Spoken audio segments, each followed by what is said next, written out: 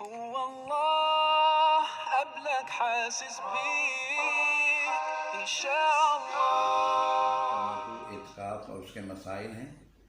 بہت سے لوگ رمضان المبارک کے آخری عشرہ میں اعتکاف بیٹھتے ہیں، بڑا ذوق شوق پایا جاتا ہے، لیکن مسائل سے ناواقفیت کی وجہ سے اعتکاف کی صحیح روح کو نہیں پا پاتے، اور بعض دفعہ تو ان کا اعتکاف ہوتا ہی نہیں ہے. ایسے وہ اعتکاف کے دوران ایسے اعمال کر لیتے ہیں جس سے اعتکاف جاتا رہتا ہے. اس لیے اعتکاف کے بارے میں اس کے مسائل کو جاننا بے حد ضروری ہے.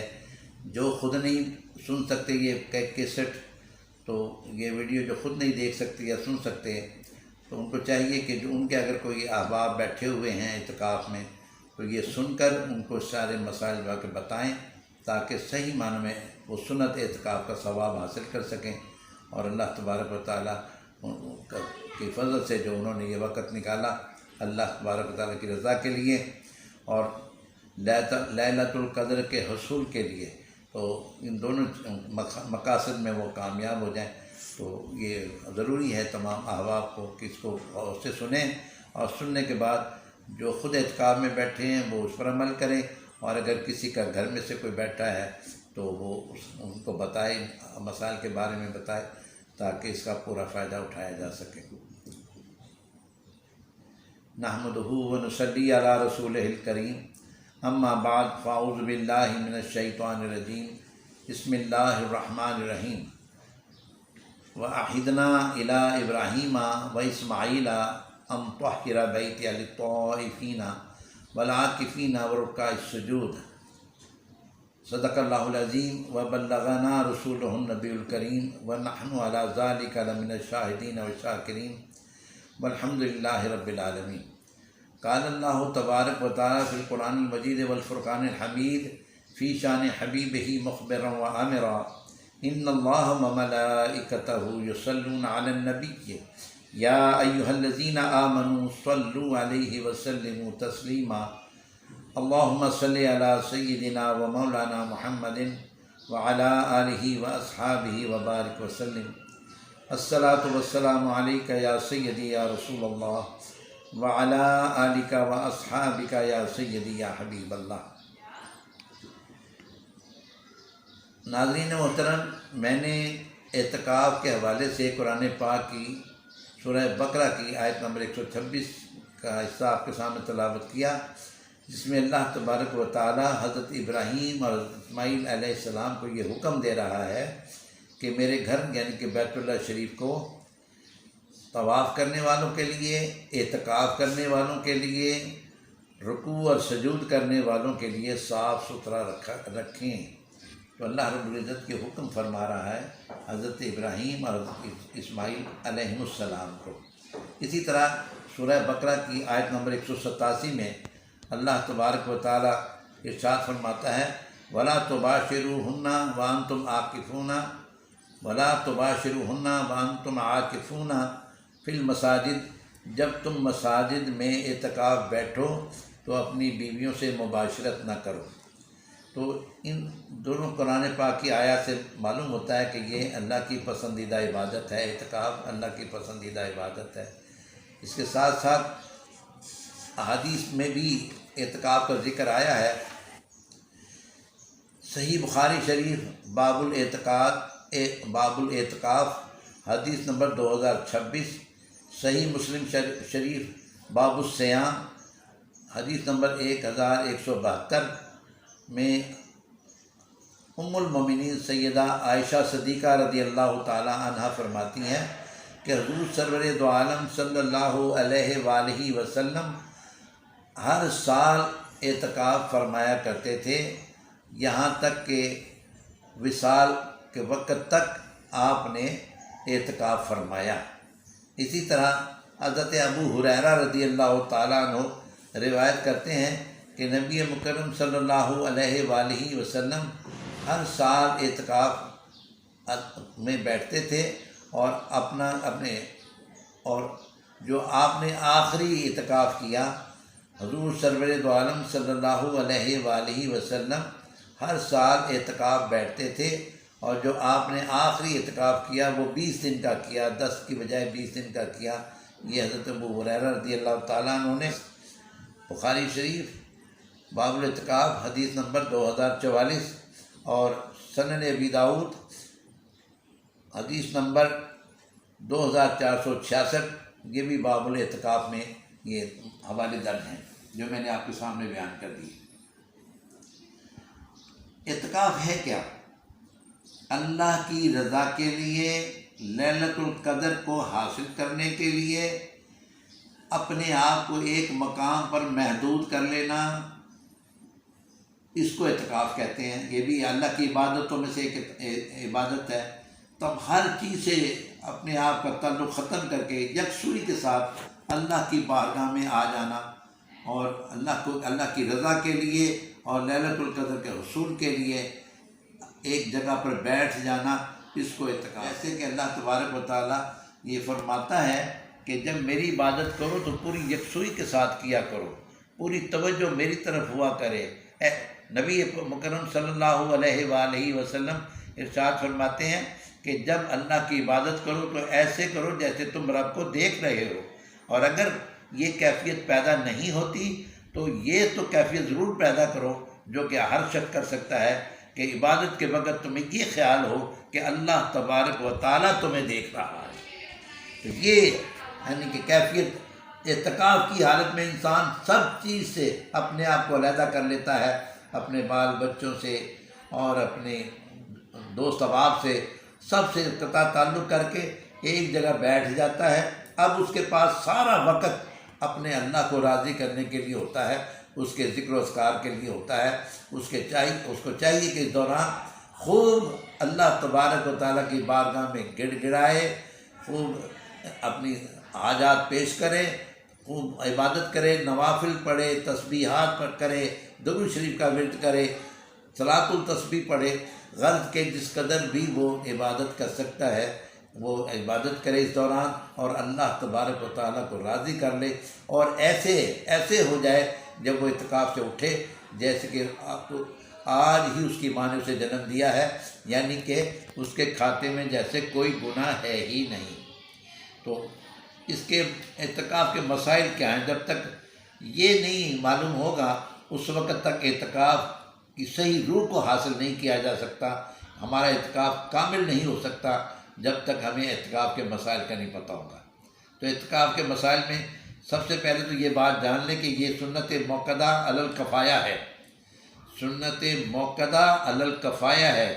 کیا مطلب یہ کہ کسی محلے یا آبادی بستی کا ایک شخص بھی پورے آبادی میں سے یا محلے میں سے اعتکاف بیٹھ جائے تو سب کی طرف سے یہ اعتکاف ہو جاتا ہے اور سب کو اس کا ثواب ملتا ہے۔ اگر کسی اور آبادی یا محلے کا شخص کسی دوسری آبادی یا محلے میں جا کر بیٹھ جائے تو جس آبادی یا محلے میں وہ بیٹھے گا اس آبادی یا محلے والوں کو اس کا ثواب مل جائے گا اور سب کی طرف سے اعتکاف ادا ہو جائے گا۔ لیکن کسی کو اجرت دے کر اعتکاف بٹھایا جائے تو یہ اعتکاف نہیں ہوگا، اور اس کا ثواب نہ بستی والوں کو ملے گا اور نہ ہی اس شخص کو ملے گا جو اجرت لے کے اعتکاف کر رہا ہے۔ یہ مصنوعی اعتکاف جو ہے نا نہیں ہوگا اور یہ وہ عبادت حاصل نہیں کر پائے گا۔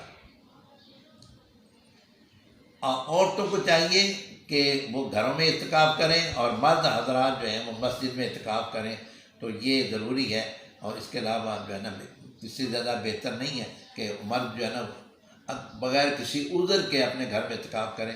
اگر کوئی عذر ہو، جیسے آج کل کرونا وائرس کا سلسلہ چلا ہوا ہے، علماء کرام کا اتفاق ہو گیا ہے کہ 50 سال سے زیادہ کی عمر کے لوگ مسجد میں نہیں جا سکتے، اور اسی طرح بچے جو ہے نا مسجد میں نہیں جا سکتے۔ تو اس طرح آج وہ برگزیدہ لوگ جو عمر رسیدہ لوگ ہیں وہ اگر اعتکاف کرنا چاہتے ہیں تو وہ مسجد میں تو جا نہیں سکتے، وہ اپنے گھر کے کسی ایک کمرے میں یا کسی ایک جگہ وہ مختص ہو کے بیٹھ جائیں، اس کو مختص کر لیں اور وہاں پر بیٹھ جائیں اور اللہ تبارک و تعالیٰ کی عبادت میں اپنے آپ کو مصروف کر لیں۔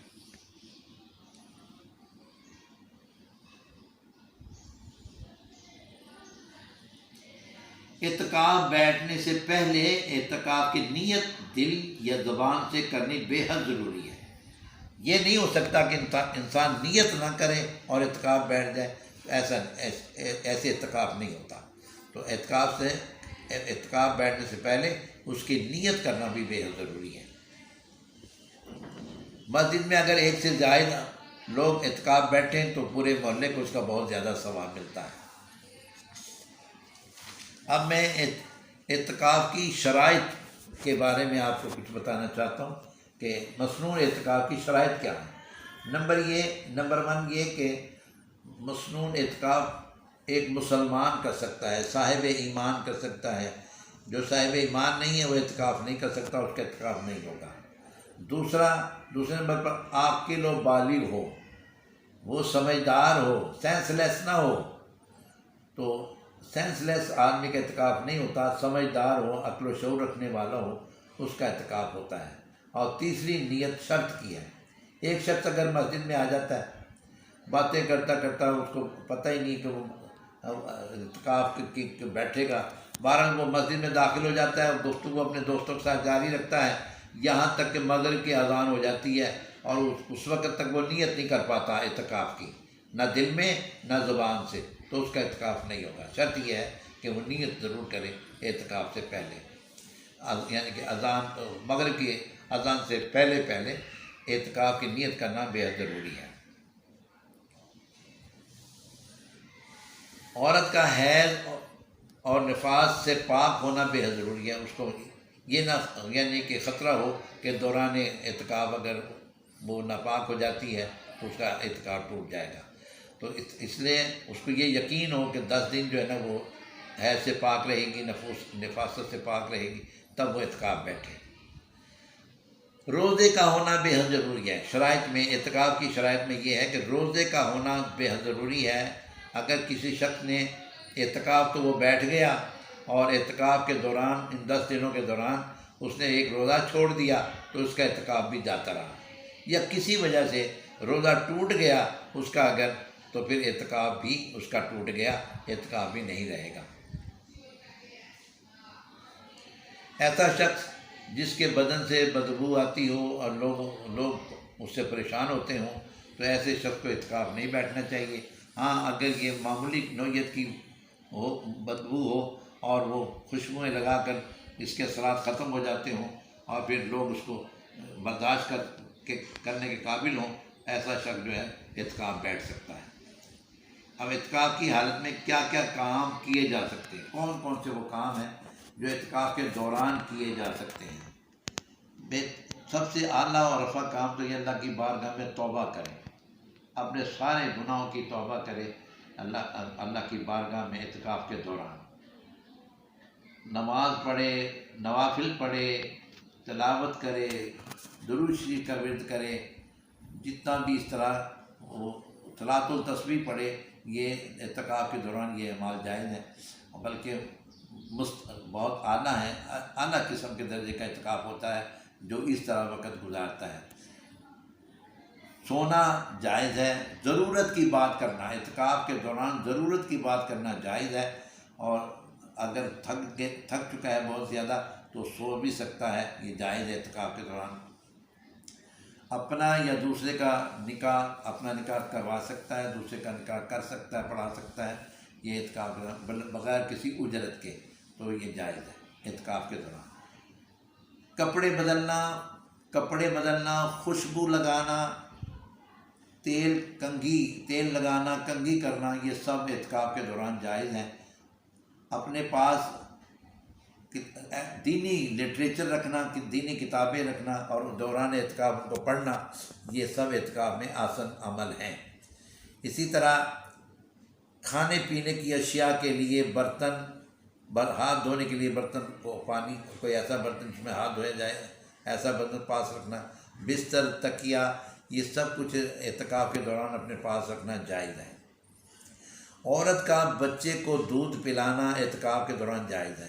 پچھلے دنوں ایک مجھ سے سوال پوچھا کسی نے کہ ایک عورت ایک کمرے میں بیٹھی ہوئی ہے اور اس کمرے میں ایک بیڈ بھی پڑا ہوا ہے، تو کیا وہ اس بیڈ پہ آرام کر سکتی ہے؟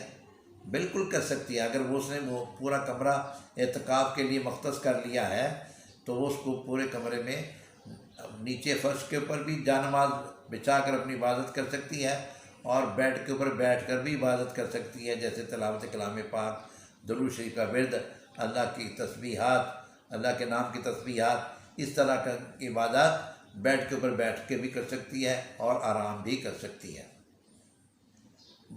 بعض دفعہ عورت یا مرد حضرات جس جگہ بیٹھتے ہیں تو وہ اس جگہ وہ اپنے ارد گرد چادر تان لیتے ہیں، تو ایسا کرنا بھی جائز ہے۔ اس سے یہ ہوتا ہے تخلیہ مل جاتا ہے، اور خلوت میں اللہ کی عبادت کا مزہ ہی کچھ اور ہے۔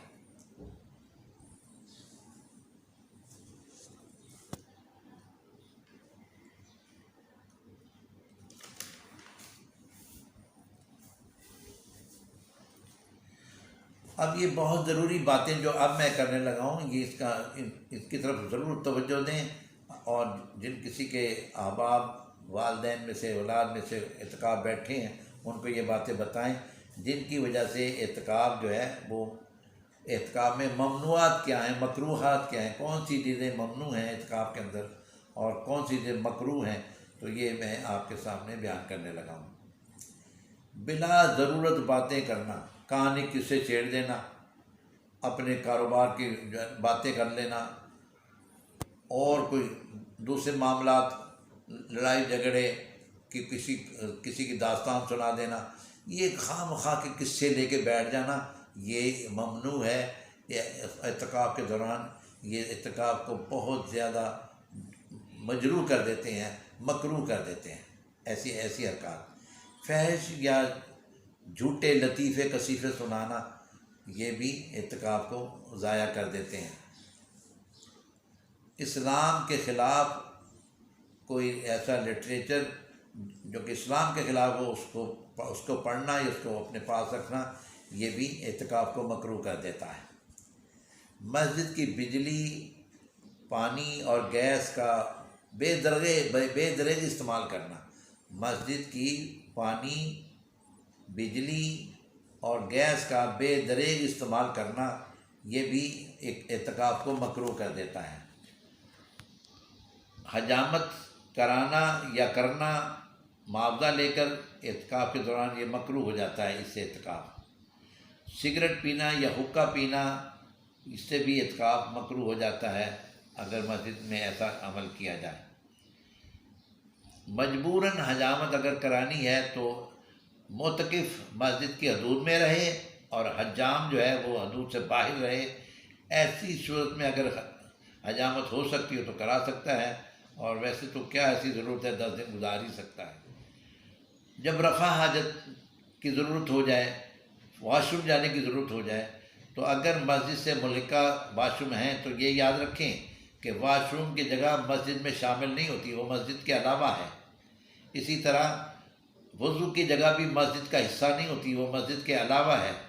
تو ایسی جگہوں پر بلا ضرورت اپنا قیام کرنا یا بیٹھنا یا کھڑے ہونا یہ مکروہ کر دیتا ہے، بلکہ اگر آپ زیادہ وقت گزار لیں تو یہ توڑ دیتا ہے، بغیر کسی وجہ کے اگر آپ ایسا وقت گزاریں ایسی جگہ پر تو یہ اعتکاف کو توڑ دیتا ہے۔ ہاں اگر آپ گئے ہیں واش روم کی طرف گئے، اندر واش روم میں کوئی موجود ہے، اس کے انتظار میں جتنی دیر آپ کھڑے ہو سکتے ہیں وہ کھڑے ہوں، اور جیسے ہی وہ باہر آئے اور آپ رفع حاجت سے فارغ ہو کر فوراً مسجد میں آئیں، پھر فارغ ہو کرنے کے بعد آپ فضول باہر نہیں کھڑے ہوں گے، اور اگر آپ باہر کھڑے رہیں گے تو آپ کا اعتکاف جاتا رہے گا۔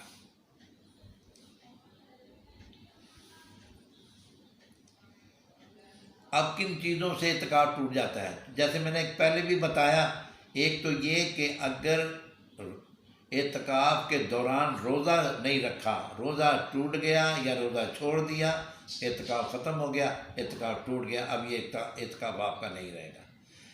مسجد میں بیٹھنے والے، اگر مسجد کا ہال جو ہوتا ہے وہ بھی مسجد کا حصہ ہوتا ہے، مسجد کا جو صحن ہوتا ہے وہ بھی مسجد کا حصہ ہوتا ہے، لہذا ہال اور صحن میں تو وہ جا سکتا ہے